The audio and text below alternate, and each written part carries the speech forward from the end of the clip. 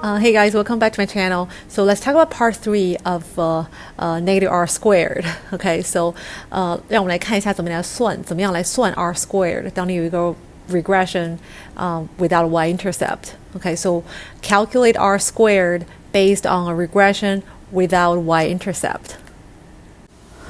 Okay, so now let's look at how to calculate r squared when you have a linear regression without y-intercept. So y equals b1x plus error. So for comparison, normally we have this regression model. And so scatter plot will look like this. Yx, you have maybe this scatter plot.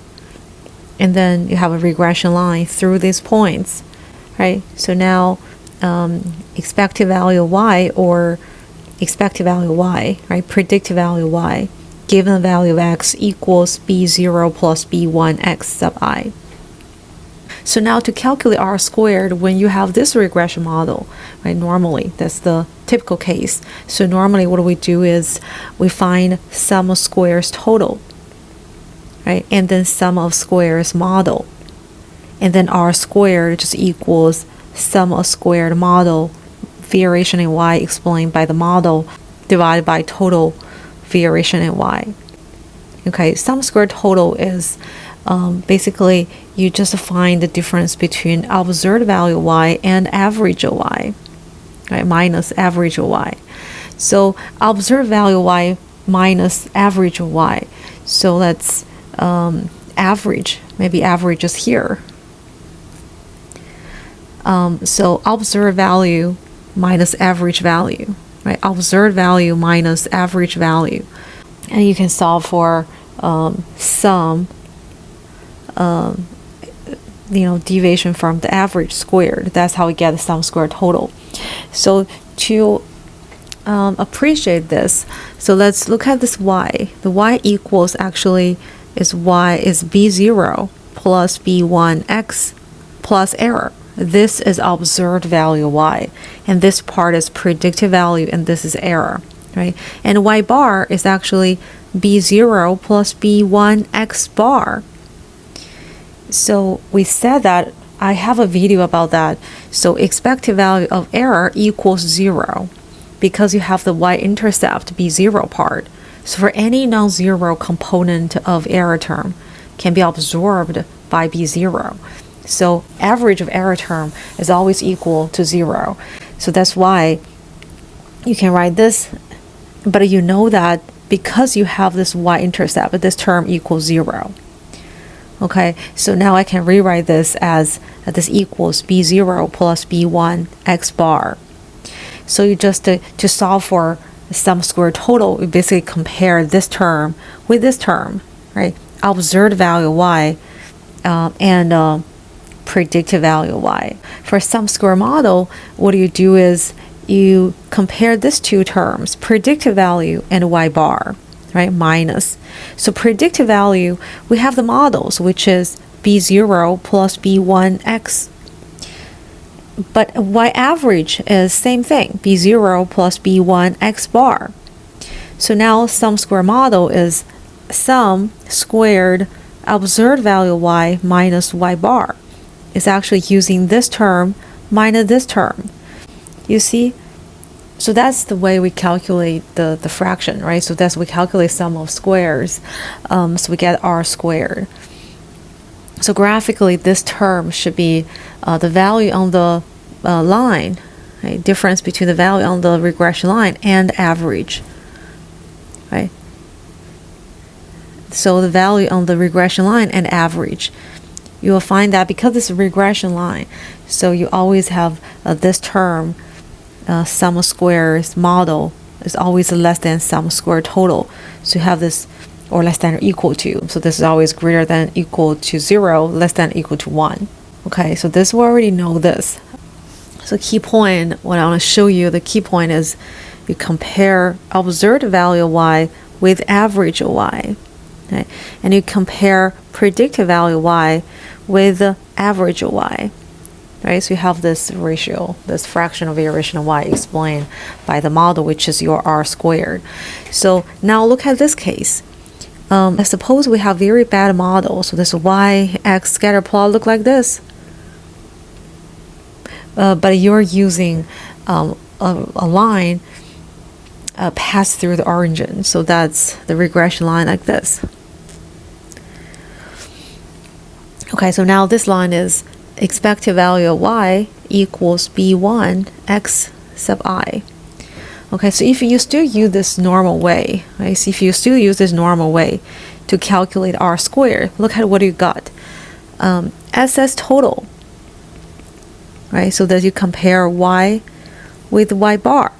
So now the y is b1 x sub I plus error. But y bar is b1 x bar plus error bar, so the average of error. When there's no y-intercept b0, this term, expected value of error, is not necessarily equal to 0. So this is your y bar, average of y. Of course, based on the original data, based on the data, you can calculate average of y. But if you want to use the equation to find y bar, this is the way, right? This is the equation to find average of y, which equals to average of all the observed value of y. Okay, and then sum squared total is sum, be consistent, use this color. So sum squared observed value y and average of y. So you just compare this with this. And to solve for sum square model, so you have this y hat minus, right, minus y bar. If we still use a normal way, if we still use a typical way to find a normal usual way to solve for r squared. So this is, you see, this is actually b1x. That's it. b1x. You get predicted value of y. Okay, so I should write this way. Sorry, so this should be expected value of y given x. Right, so expected value of y given x is b1x, but y bar is the same, b1x bar plus error bar, because in this case, again, the key difference between the two cases is when there's no y-intercept in the regression, y bar equals b1x bar plus error bar, so the expected value error is not equal to 0. So you have to write this way. Okay, and now you compare this to, you see it's not comparable. So this minus this. You better use b1x minus b1x bar. Right, this is kind of, we can compare this to. But now this is b1x and compare with b1x bar plus error bar. So that, in other words, if you want to use this as a reference, so you compare observed value of y with the y bar and predicted value of y with the y bar. But I think this is not a good reference. This is not a good reference. I mean, this is not a good 参照, not good 参照物.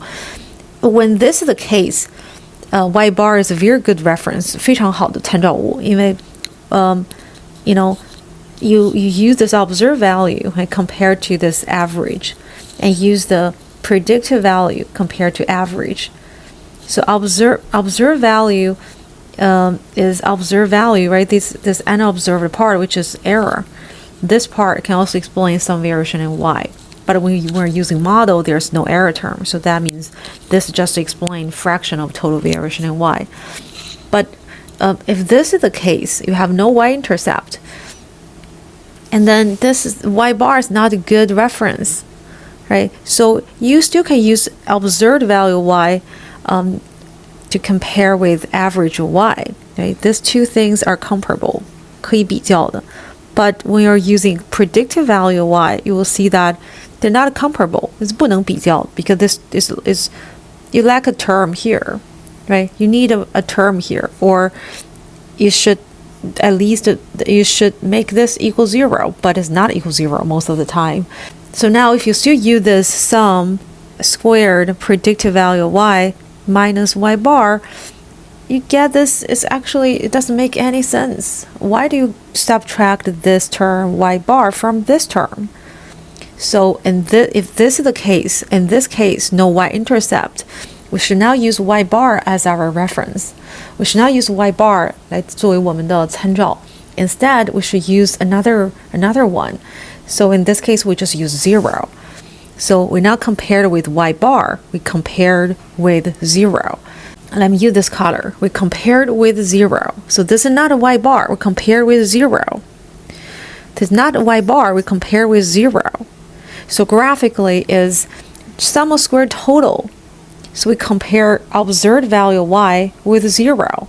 So that will be sum observed value y minus 0 squared. And this is my sum of squares total. So graphically, that will be each value minus 0. Each observed value minus 0. Right, this green line, this green line indicates the difference between observed value and a 0. Right, so this distance squared plus this distance squared plus this distance squared plus this square plus this square plus this square. Right, and the sum of squares, you get the sum of square total. Okay, and for sum square model, we compared with 0, so we get this sum predicted value y minus 0 squared. So this is the sum of squares model. So graphically, it's like this. This predicted value y and 0. Predicted value y is 0. Predicted value y is 0. Seems like larger. So this, I should have this kind of graph. So it should be like this. Let me write a better graph.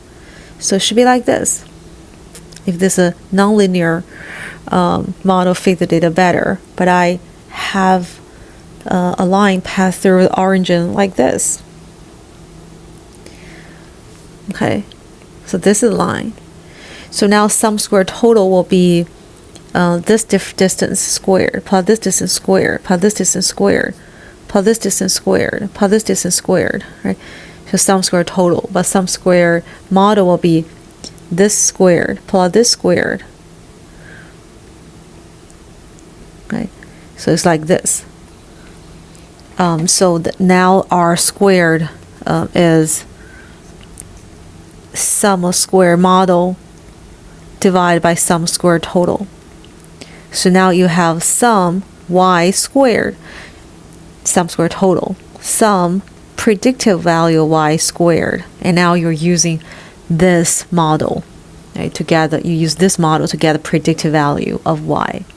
So this, you always have this value less than or equal to 1 and greater than or equal to 0. Okay, so this is the way to calculate r squared when you have a regression that does not contain intercept or y-intercept. Think about it. Okay, so I have a data set for you to do a practice, but now I'm thinking of where to put the data set, that I can download it easily. So hope you find this helpful. I will keep you posted. Hope you find this helpful, and thank you so much, 我是电教, for asking me that question. So it took me some time to organize my thoughts because I never had talked about that in class actually, because I always consider regression with a y-intercept, and also when we don't have y-intercept, we have like fixed effect regression models. Like we subtract that. We can subtract that. We never actually calculate r squared. We never had a regression without y-intercept. Okay, so for just a typical sense of regression model. So thank you so much for asking me that question, and welcome for all other questions regarding statistics and econometrics. So yeah, so thanks so much. You guys are actually the ones who keep this channel alive. Really appreciate it, and see you next one.